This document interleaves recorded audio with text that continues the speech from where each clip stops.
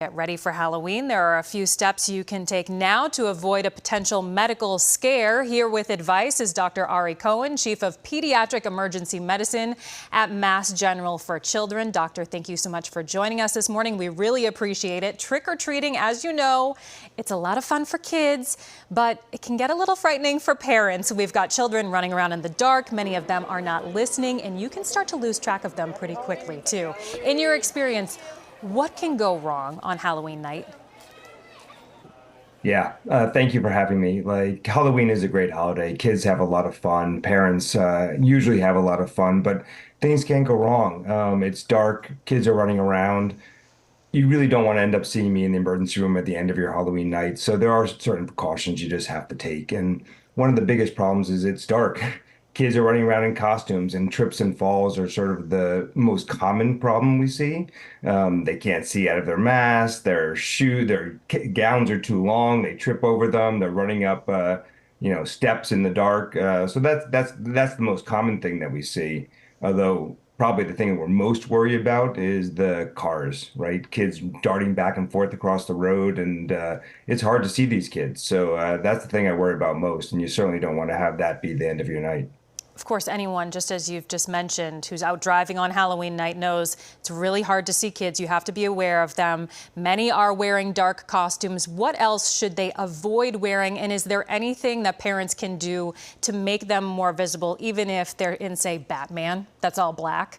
You know, even if they want that dark costume, what can you add to it to make them more visible? Of course, a lot of costumes are dark, but the things you can do to make them lighter. One, you have vests, or you have glow sticks, you have flashlight, like carrying around a flashlight. Even Batman has a flashlight, the bat flashlight, right? I mean, you can make the costume, make that light part of the costume, but having some way where a car can see you, because you can see the cars often better than they can see you, so making your costume in some way illuminated is really one of the safest things you can do. It also helps you as a parent to see your children, but really important that the cars can see you. We've found that the glow sticks can really be key. Okay, if you have kids who are heading out alone without an adult, what should they bring with them? A lot of the same things, right? A flashlight, so that they can be seen. Certainly, adult supervision is critical for the younger kids. And obviously, as your kids get older, they sometimes venture out on their own or with friends.